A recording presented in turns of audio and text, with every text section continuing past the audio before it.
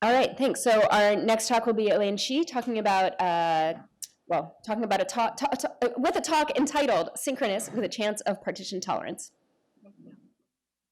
Okay, so I'm going to talk about large-scale consensus and how these practical efforts have made us rethink the theoretical foundations behind distributed systems. This is joint work with Yue and Rafael. By the way, if you have any questions, just feel free to interrupt. I'm going to begin by just defining the problem we are trying to solve. It's called state machine replication, often called linearly ordered log or consensus. And in this talk, they all mean the same thing. In this picture, we have a set of Google Wallet nodes, and they're trying to agree on the linearly ordered log of transactions. And there are two security properties that we care about, namely consistency and liveness. So consistency says that all of these honest nodes must agree on the log, right? So some nodes may have faster network than others.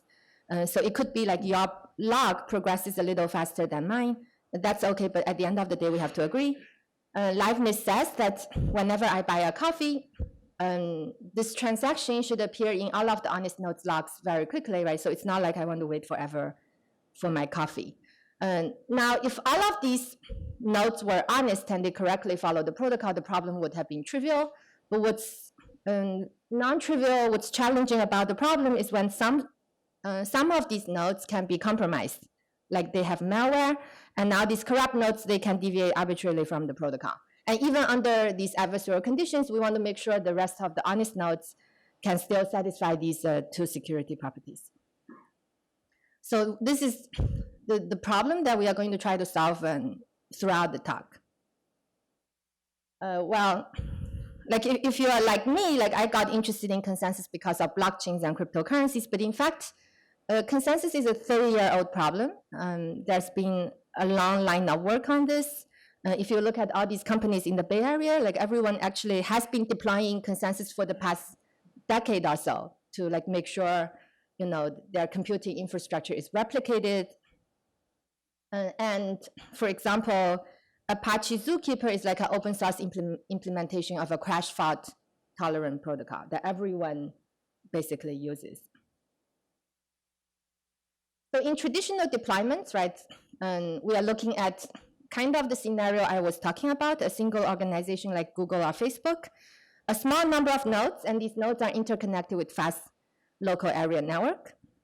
But what's exciting about cryptocurrency is that they showed perhaps for the first time that consensus is actually possible on a large scale over the internet. And this is much more challenging than the classical deployment scenario. And what differentiates this small scale classical deployment and cryptocurrency, I think these are the three primary things that makes large-scale consensus much more challenging. One is that the existing protocols, a lot of them are really unscalable. They're very, very slow, and that's a big pain point that's very much often debated in the community. The second challenge is as I said, when we try to study large-scale consensus, try to implement and deploy them in practice, we actually encountered problems with the underlying theoretical model. So we actually need to rethink, what should be the right theoretical foundation for large-scale distributed consensus. And then the third difference, which is also very, very important, is in the classical single organization scenario, there is no incentive at all, right? These nodes are controlled by this single company like Google. But whereas in a decentralized setting, we need to incentivize nodes to participate. And not only so, we want to make sure the incentive is for them to participate honestly and participate fast. So that's the incentive aspect. And in this talk, I won't have time to talk about the incentive aspect at all. I can give a separate talk, completely separate talk on this. I'm going to focus on the scalability and the mathematical modeling part. Okay. And so first, I want to talk about how to solve the scalability challenge. And then I will describe a protocol called Cinderella, which is what our company has implemented. And then I will use this protocol as an example to motivate why we need to like rethink the underlying theoretical model for consensus. So let me start with how to overcome the scalability challenge. Oh, just before that, this kind of illustrates how bad the scalability issues are, right? This is a graph showing Ethereum transaction fees over time. So if you look at it, at the end of 2017, like there was a spike in the daily transaction fee, and that was because of this application called CryptoKitty. Like many of you may have heard of it. In comparison with like these social network games, like traditional games, social network games, mobile games, this is like really a toy application. But the surprising thing is like the single game alone, this very toy game alone, was able to basically overload the entire Ethereum platform. So with today's platform, like pretty much you cannot do anything interesting. So I will describe the Thunderella protocol, which is what our company has been implementing. I guess some of you may have heard about my talk elsewhere about this Thunderella protocol. If so, like just bear with me for a moment. Otherwise, maybe you should give me your undivided attention. Okay, we are working with this scenario. The guy in the center, I'm going to call him a proposer or leader. And there is a committee, the voters. I'm going to assume that the leader and the committee have already been elected, for example, through stake distribution. And some of these nodes can be corrupt. Like in this case, Loki is corrupt. Maybe the leader can be corrupt too. So I will describe a very, very simple protocol. And then we can think about what the simple protocol gives us, and then we can try to fix the problem together. So this very simple protocol is voting-based, very natural. The leader makes a proposal, and he proposes a block of transactions tagged with a sequence number. And the sequence number will determine in this very long log where this block will land. For simplicity, in this talk, I'm just going to pretend we confirm one transaction at a time instead of one block at a time. Like a block is just a batching technique. And now when you hear a proposal, you're going to vote. And the vote is just a signature on the proposal. So if you are honest, you're going to vote for precisely the proposal you have heard. In this case, the leader proposed an orange transaction. So if you're honest, you vote for the orange. And remember, Loki is corrupt, so he didn't vote honestly. He voted for 2 blue transactions. So now after you vote, you just wait. And you wait until you hear 3/4 votes for the same transaction. And at this moment, you have sufficient confidence because many people have voted for the same, and then you are ready to confirm the transaction. So very natural. And then in the rest of the talk, I'm going to call a collection of 3/4 votes a notarization. And the most important thing about this protocol is that the honest nodes are going to vote uniquely at every sequence number, which means if you are honest, for each sequence number, you will wait until you hear the first proposal from the leader, and you vote for that proposal and only that proposal, nothing else. So with this important invariant in mind, I can give you an extremely simple consistency proof. And the proof goes as follows. In this scenario, both the blue transaction and the orange transaction, they have both gained a notarization. And we want to prove that the blue transaction is the same as the orange. And we can look at the set of blue people who have voted for the blue and the set of orange people who have voted for the orange. And the key observation is that the intersection of these two sets must be large. In fact, the intersection must contain at least half of the nodes. Now, assume that the adversary doesn't control more than half. The adversary controls only minority of the nodes. And this implies that inside this intersection, there must be an honest guy. And remember what I said about the honest guy, right? The honest guy is going to vote uniquely. So there is only one interpretation that the blue must be equal to the orange. So extremely simple consistency proof. And now we can kind of reflect on what this very simple protocol can give us. As I proved to you, we can achieve consistency under honest majority. As long as majority of the voters are honest, we can achieve consistency. And importantly, the consistency proof doesn't depend on the leader being honest. Like the only thing I used was the fact that honest nodes vote uniquely. Now, to achieve liveness, we need something stronger. We need that 3/4 of the people be honest and around to vote. And we also need that this leader is honest and online. Like if the leader crashes, then of course nothing happens. If the leader proposes different transactions to different people, then everyone will vote inconsistently and nothing will gain a notarization. Right? And this is not very nice because liveness depends on the central guy. And what we want to be able to achieve is to achieve both consistency and liveness under this weaker set of conditions, under this yellow condition. And how can we do that? So Thunderella basically has a very simple idea to achieve this. I've talked about this voting protocol, and I'm going to call this the Fastpass. And imagine we already have an existing slow chain, like you can think of it as Ethereum's slow chain, but it can also be a proof of stake slow chain. All we need is like a black box blockchain abstraction. And the slow chain achieves consistency and liveness under honest majority. So the idea is like whenever the Fastpass stops, you're just going to fall back to the slow chain. You can slowly reach consensus on the slow chain, but you can also use the slow chain to discuss how to fix the problem and how to rebootstrap the Fastpass, how to like re-elect leader and something. Okay. And this paradigm is nice in the following sense. It gives us performance because most of the time you are going to be operating on the Fastpass, and you shouldn't have, you almost never see the slow chain performance. And it gives you the decentralization of the slow chain. So it has the best of both worlds. What I will do now is just quickly explain this, this fallback procedure I was talking about, like how to switch between fast and slow.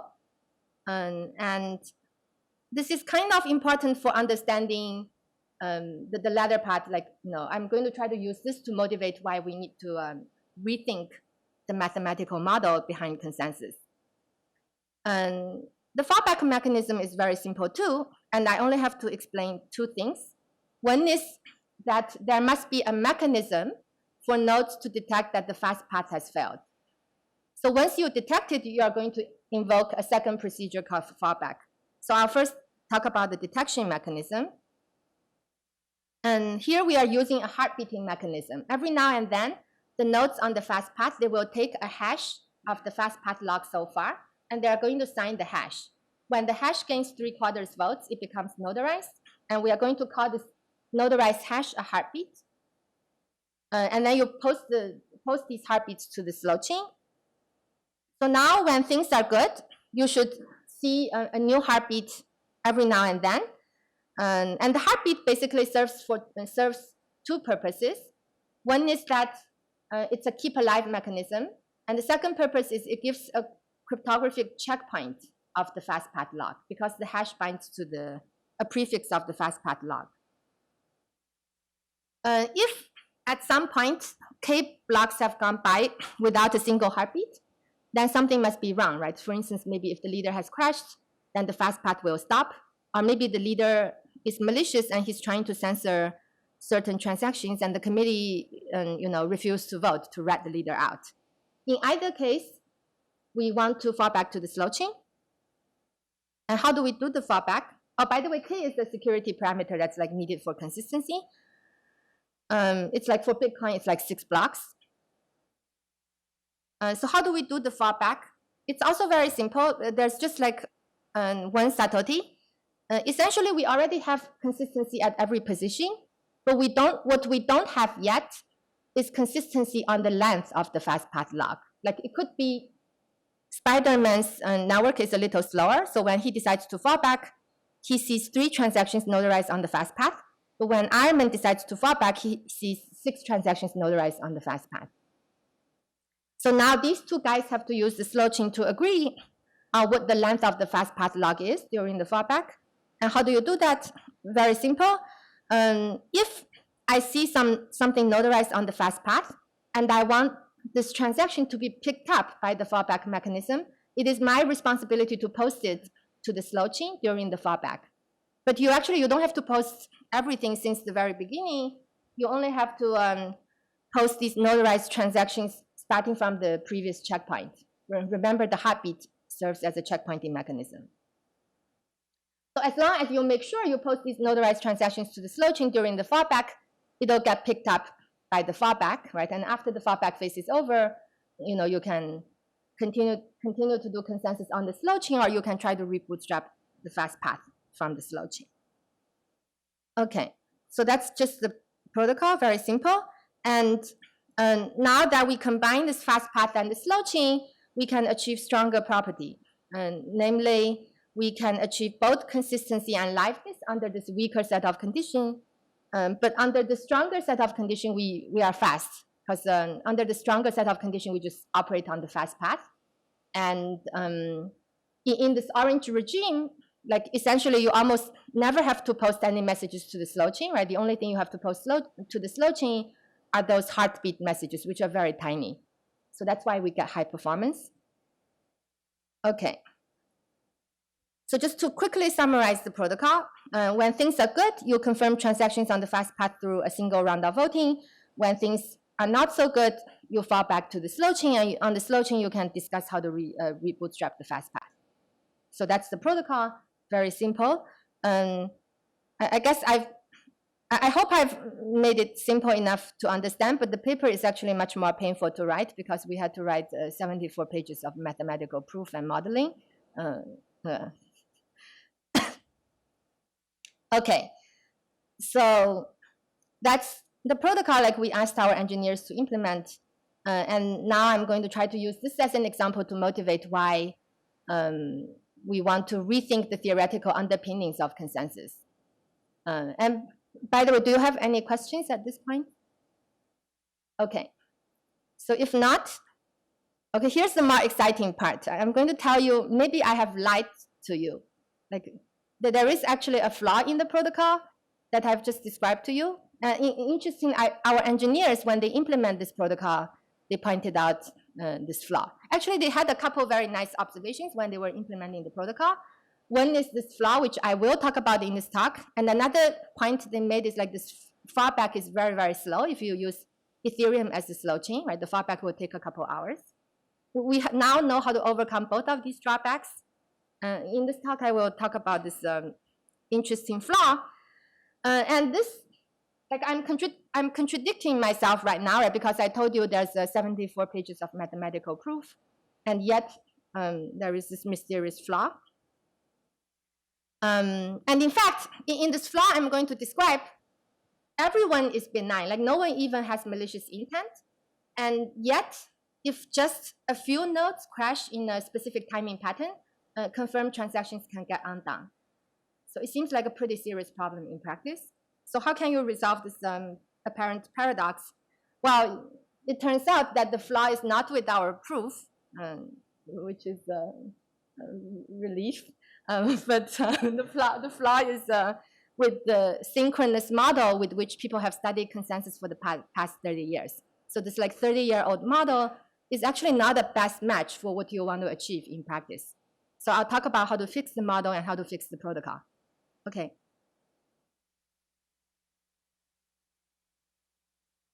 So basically the same example as before, except that think of one of the voters as Coinbase. So this is like, I'm going to describe how this flaw can happen. A leader makes a proposal, everyone votes. The leader will collect a notarization and send the notarization to Coinbase. At this very moment, notice that Coinbase is the only guy who has seen the notarization. Like no other voters have received the notarization yet. Okay, so of course Coinbase believes that the transaction is confirmed, but at this precise instant, the leader crashes, like maybe the leader's network is being DDoSed. Okay, now Coinbase happily tells Ron that his transaction is confirmed, so Ron ships his Ferrari to Abby, and he waits. The Ferrari is gone. And now, the next thing that happens is that Coinbase crashes too. Like maybe Coinbase's network gets DDoSed too. Okay, so what's going to happen now, because the leader is out, right? The fast path will stop. Everyone's going to try to do this fallback, and they're all going to try to post notarized transactions they have seen to the slow chain. And because Coinbase is unaware that it has crashed, it's going to try to do the same. It will try to post Ron's transaction to the slow chain, but it's disconnected from the network, so the attempt fails. After some time, Coinbase comes back online, but it's already too late. Like the fallback is over, people have moved on, and this transaction is lost. It's undone, basically. So Ron will be sad face.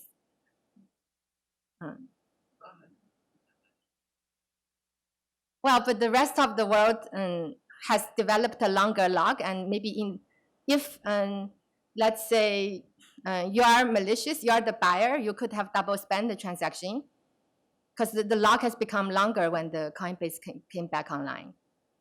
And Ron's transaction is not included in the stabilized part of the log. So even if he posts that later, it will be after this double spend. So he loses the, you get to double spend the coin. So how do we explain this?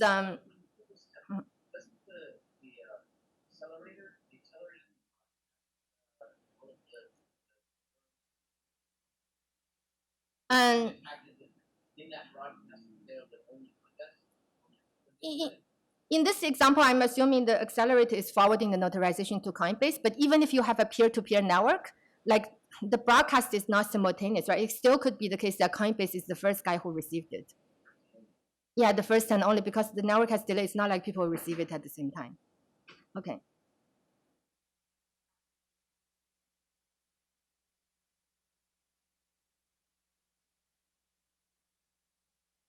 Okay, so how do we resolve this paradox?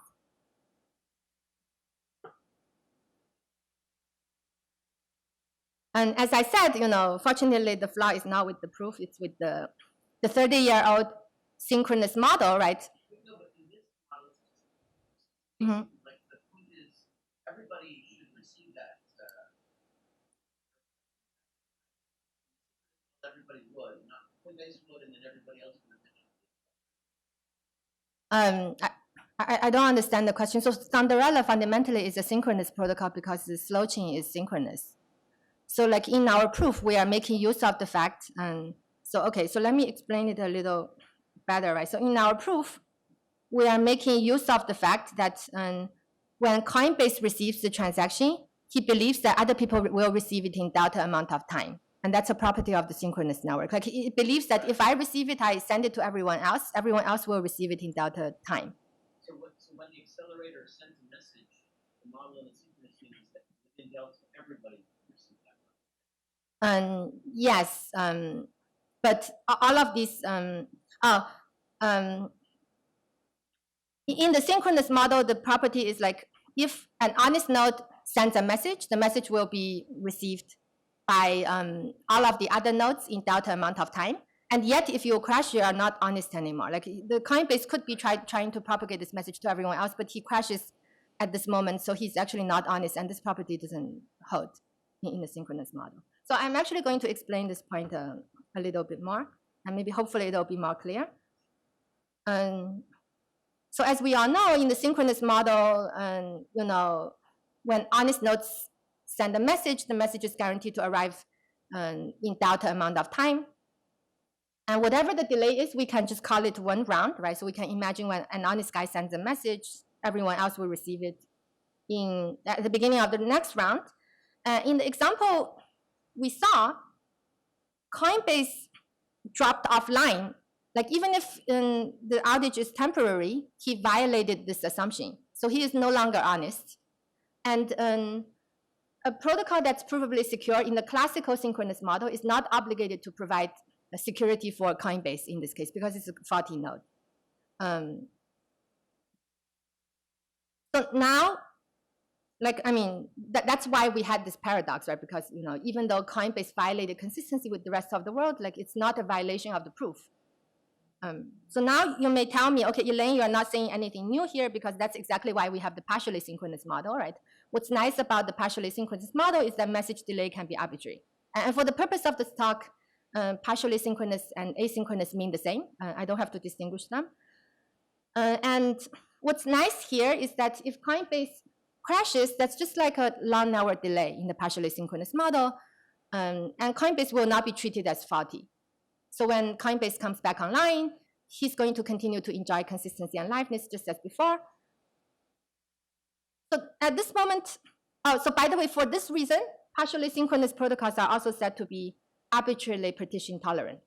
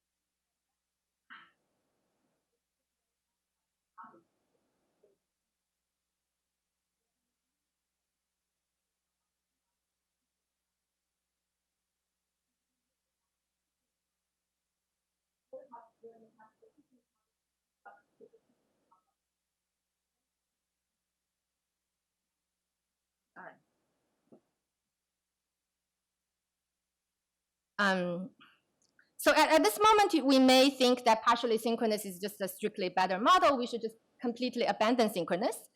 But there is a catch, because we know that there is this very well-known lower bound that in the partially synchronous model, we cannot hope to tolerate more than 1/3 corruption, whereas if you work with synchronous, you can tolerate up to minority corruption. And in fact, if you don't care about the round complexity of the protocol, in the synchronous model, we know how to tolerate arbitrarily many corruptions. So at this moment, we seem like now it's a dead end, because this is an inherent trade-off. You have to pick one form of unrobustness or another, right? Maybe we don't want to give up, and we want to ask, can we actually achieve the best of both worlds? Well, at first sight, and from all of the classical insights we have, that the answer should be no. But if you think about it a little deeper, like who says synchronous has to be a binary attribute? Like either the network is synchronous or not synchronous, and who says partition tolerance has to be a binary attribute? Like either the protocol is partition tolerant or not partition tolerant at all. So what we are going to try to do is to quantify exactly how synchronous the network is and how partition tolerant the protocol is. So that's the goal. And to do this, we would need a new model. To help understanding, I'm actually going to start with a very simple natural model, but it's kind of overly restrictive. So I'll explain this simple model first, and I'll explain why it's overly restrictive, and then how to relax this restriction. Imagine there is a set of nodes. These green guys, they're honest and online.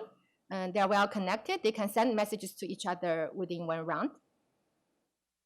But there are some other honest nodes, like they are benign. They have good intent, but unfortunately, their T-Mobile service is not very stable. So like they can drop offline every now and then.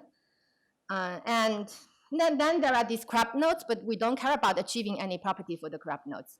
We do care about achieving consensus for these green guys and the gray guys. So, I mean, of course, when the gray guys are offline, they cannot make progress, right? But what we want to say is when, like if the green guys, they drop offline, but as soon as they come back online, they should be able to make progress. And importantly, we want to make sure the green guys and the gray guys, they're consistent. So like in our earlier example, Coinbase would be one of these gray guys. So can we do this?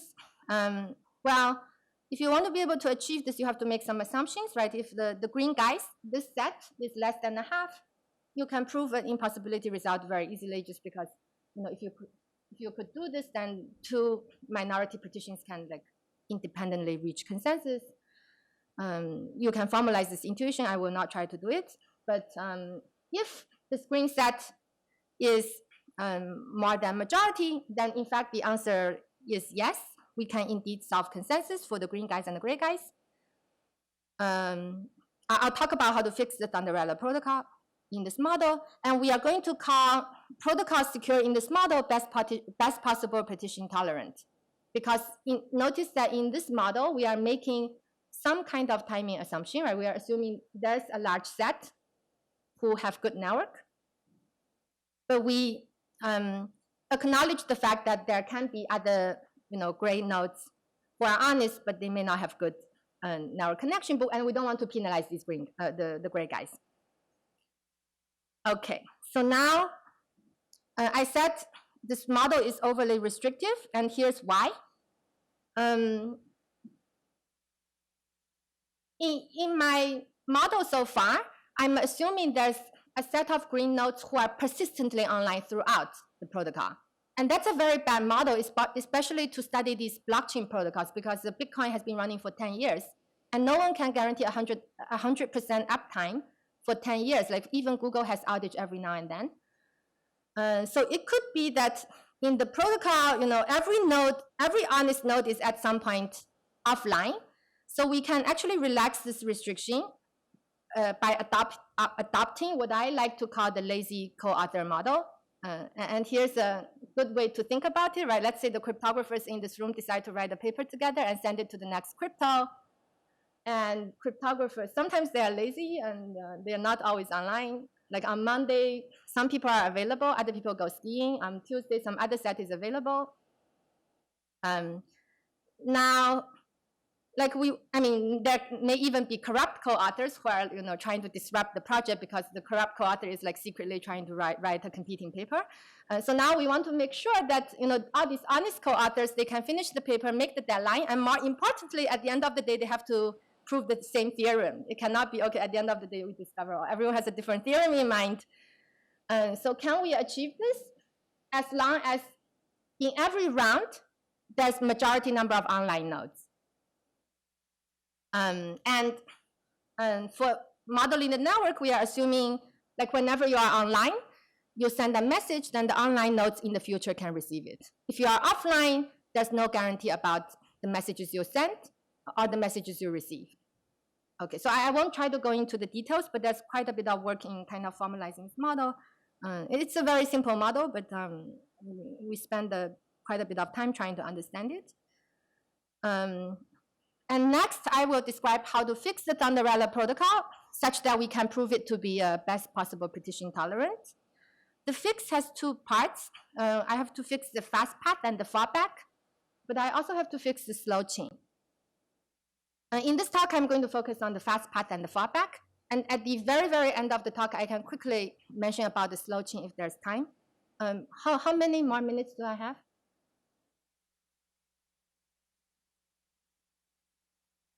Okay, sure, yeah. The Fastpass fix is very, very simple. It's kind of like a one-liner. Previously, we believe the transaction is confirmed as soon as it gets notarized. But now I'm just going to ask you to be a little bit more patient.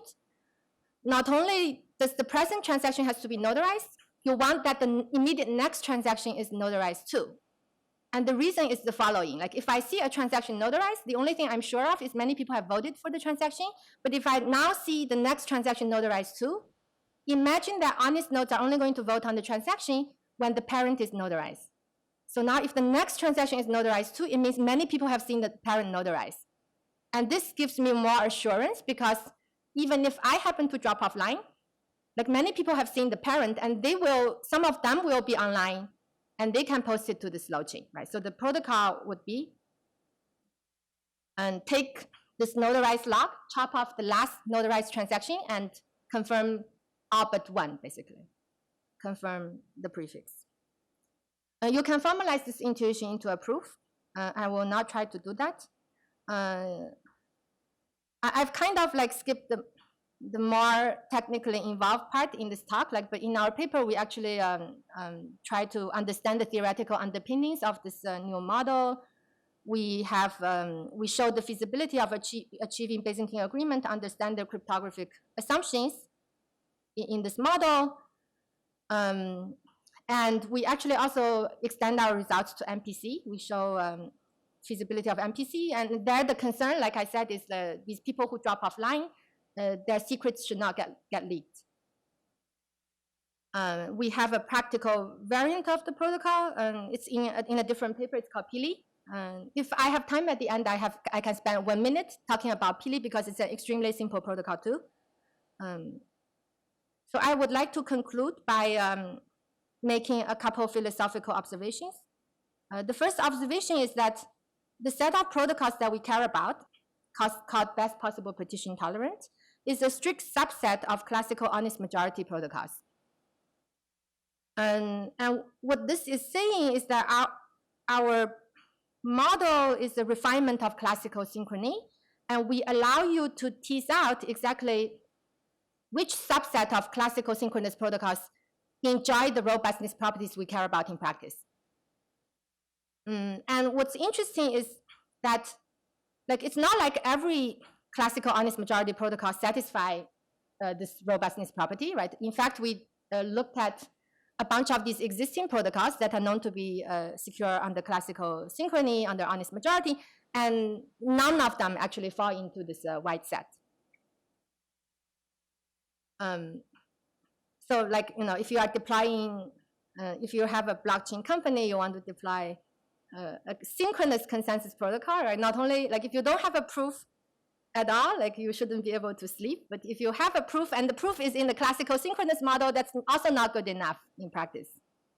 Okay, now, what I have omitted so far is that under classical synchrony, there is a set of protocols that secures against corrupt majority, right? This is a very nice property, like we want to tolerate as many corruptions as possible.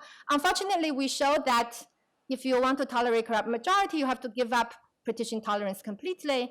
The white set and the black set, they're disjoint. And one way to think about this is like the classical synchronous model is not a very good match for what we care about in practice. Because if you work with classical synchrony, you would be misled to think that tolerating more corruptions is always strictly better than tolerating fewer. But in practice, we always care about being in this white set rather than the black. Like, I hope I've convinced you with the example today that we always want to be in the white set.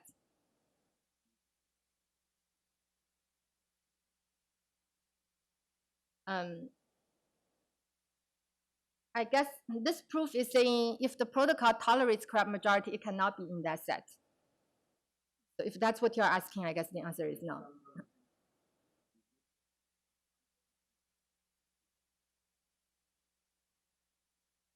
That's a very interesting question. Well, it depends on what the sum guarantee is. Cannot be the standard consistency and liveness property. I'm basically done, but you can ask questions. Like, I'm supposed to say that we have launched pre-release version of our mainnet, and we can get to make our practice.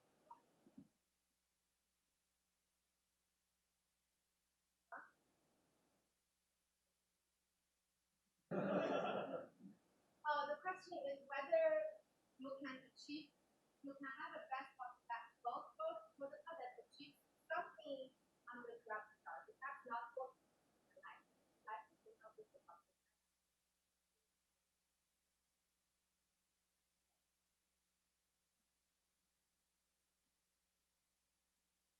So I guess, like, since I have a little bit of time, I can talk about this. So this 1 minute consensus protocol, it solves a bunch of problems. Like, we can make it best possible partition tolerant. We can make the fallback faster. Like I talked about this protocol, which has a pretty slow fallback. You can make it optimistically responsive. But okay, the basic protocol is the following. It's a synchronous protocol, so imagine the hour delivery is 1 second, and every effort like this. I added 2 estimates. Okay, in every effort, there is a unique proposer elected, and the proposer is going to propose a block. And everyone votes. The proposed block extends the threshold direction so far. Oh, sorry. And the proposed block extends the freshest notarized chain so far. And then the voters will vote on the proposed block if it satisfies a couple natural properties. Like, you want to make sure the parent of the block has already been notarized for the same reason I talked about earlier. And you also want to make sure the parent isn't too old. Like, the parent has to be have an epoch number that's like in the recent past. So by some definition of recent. Okay, now, whenever a block gains majority votes, it becomes notarized. So notarized doesn't mean final.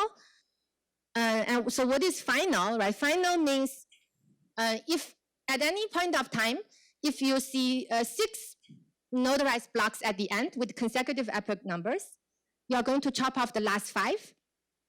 If you see 6 consecutive, and moreover, there are no conflicting notarizations at these epoch numbers, no conflict, and then you chop off 5, the prefix is considered final.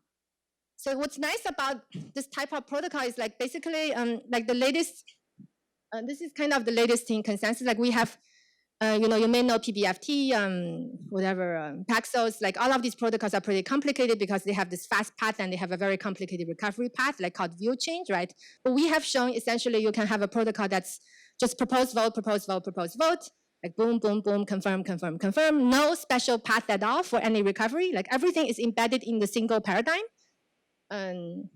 So consensus should be like basically really, really simple. And this protocol, as I described it, is not best possible partition tolerant yet. Like you can make it best possible partition tolerant by checking conflict during the voting rather checking conflict at the finalization. So very simple modification. You can make it optimistically responsive by saying, whenever I receive 3/4 votes, I'm going to advance to the next epoch immediately without like waiting for the 3 seconds for the epoch to end. So it has all these nice properties. It can be a replacement for like Thunderella.